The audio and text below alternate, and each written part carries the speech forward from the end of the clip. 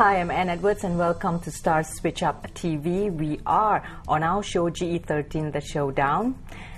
When Chinese voters deserted the Barisan Nasional in the 2008 general election, now many wondered if MCA was still relevant. Now 5 years on, reports indicate that Chinese support for the BN has stagnated, or some say decreased.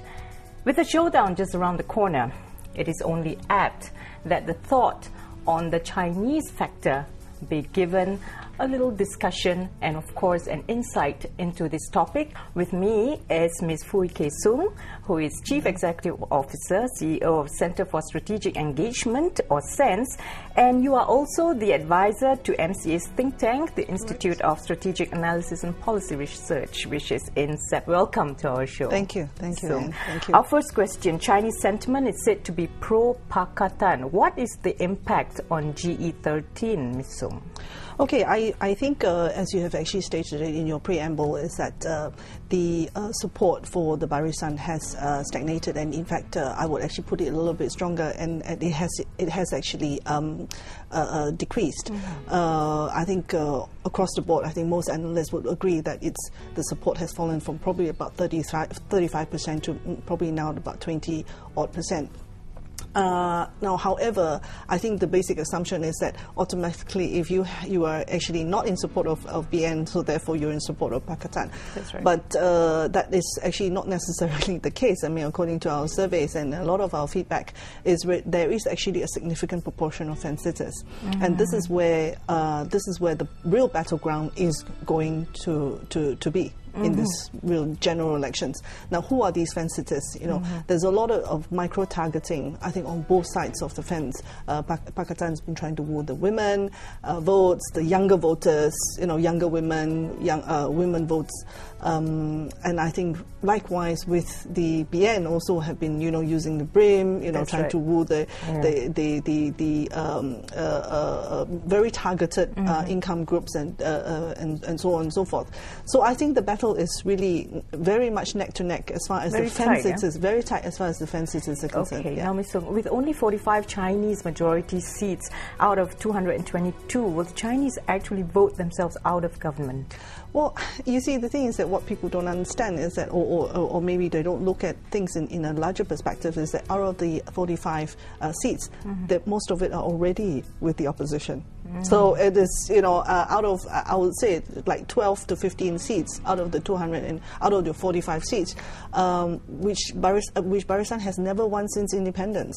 So I think really the battleground is not that 45 Chinese seats that we're looking at. We're looking at about 60-odd seats, which are the mixed seats. Right? This is considered mixed seats. Mixed seats which were actually lost to Pakatan and all the ones that Barisan is trying to retain. So those are the ones that actually are in play, not the 45 Chinese seats. So this whole argument about whether MCA is going to be relevant or not, actually the whole game has already changed. It's actually beyond this whole focus on MCA, whether they're able to retain seats in parliament or in government, and what will happen if they get less than 15 seats. I think the argument has just gone way beyond that already. People are actually looking forward and say, okay, what is the next thing that will happen to Barisan as a whole, as a coalition, rather than focusing on MCA per se, or Gerakan, how many seats, or MIC or whatever. I think the coalition itself, and we're looking at actually now, how to win back some of the marginal seats from some of the weaker parties in the opposition. Okay, because a lot of people are asking, how is MCA going to perform? Are they going to retain your 15 seats? Those are the questions. I think the whole new package for, as you say, the new deal. I think the president of MCA has actually talked about this a couple of years ago. Is the ETPA, is the transformation we're talking about? We as a nation, we need to move on. Okay, it's beyond what it is. Not about MCA per se. It is the whole coalition and the whole issue of governing. And it's quite sad, I suppose. In the Chinese are looking, okay, who can govern better, or maybe who is governing worse. You know, it is not the better of the two, but it's actually who is the better of the worst. It's not a very nice choice, which is why it accounts for the large block of fence sitters. Yes, we'll take a short commercial break. We'll be right back on GE13, The Showdown, with Ms. Fui K. Soong. Stay with us.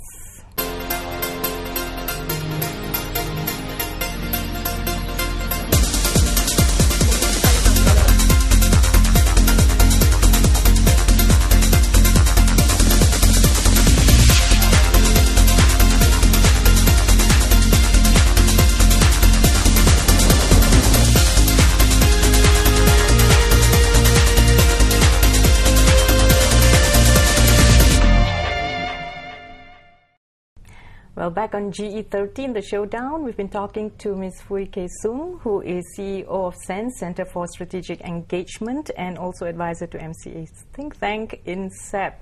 Ms. Soong, just before the commercial break, we were talking a lot about where are the votes going to, and you're saying that there are a lot of fence sitters, in fact, up to 50%. Yeah, yeah, and could be up to 50%. Could be up to 50%. According to the latest University Malaya survey.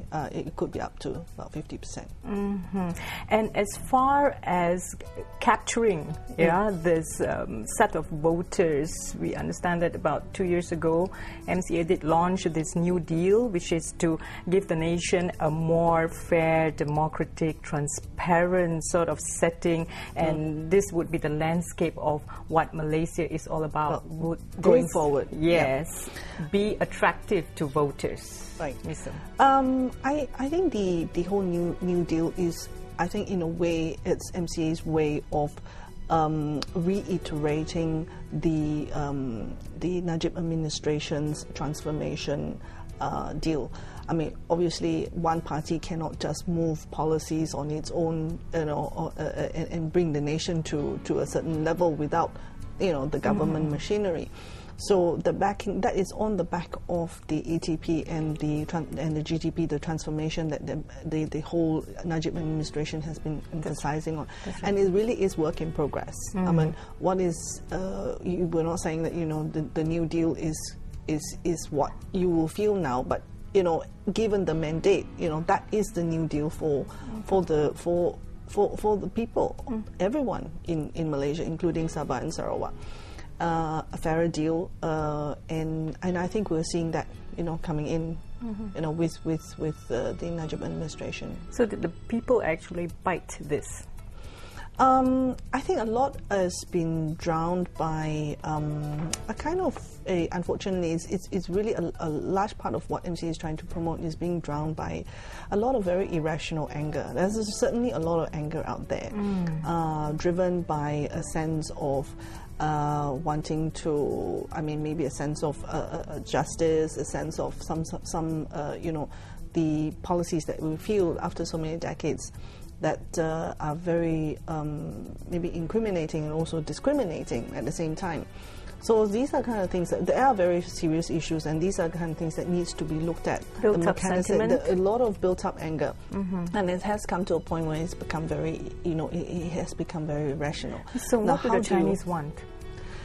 Well, I think what they're looking at is that all this while they have looked to MCA and Gerakan as the political connector to the powers to be, simply because I think the Chinese are very realistic, and I think if Lee Kuan Yew was not able to do it in 1963, I really don't think DAP will be able to do it now. I think people do realize that.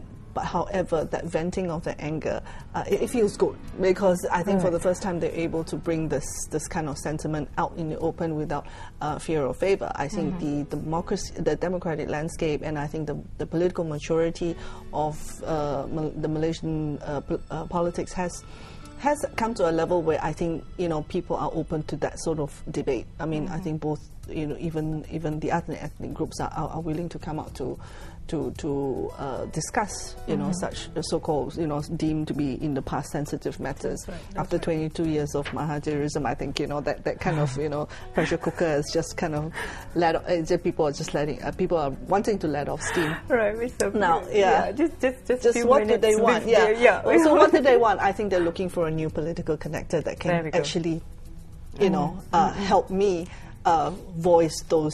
And you know, coming back to it, is MCA still relevant? And what Okay. are their chances? Just very quickly. Their chances, I think, around about 15 seats is something that we will see. I think it's very difficult because on the ground they have to work very, very hard, and I think they are working very hard. I mean, I've seen them working very hard for the last 3-4 years. So let's see. Let's hope that it's going to come into fruition. Yes. And we will see who's going to be in Putrajaya by the end of it. Okay. So your prediction, elections? 137 seats, Okay. plus or minus 5% up or down. There we go. Okay. Thank you so much. I'm willing to put my money on it. Oh, okay. Okay, We'll there you bring go. her right back on this show. Sure, we'll do, Yeah, of course. after the elections. Okay. Okay. Thank you so much, Ms. Soong. My lovely guest, Ms. Pui K. Soong, who is CEO of SENSE and also advisor to my MCA's think tank INSEP. Thank you so much for your views and also your attention on GE13, the Showdown. I'm Anne Edwards. Thank you.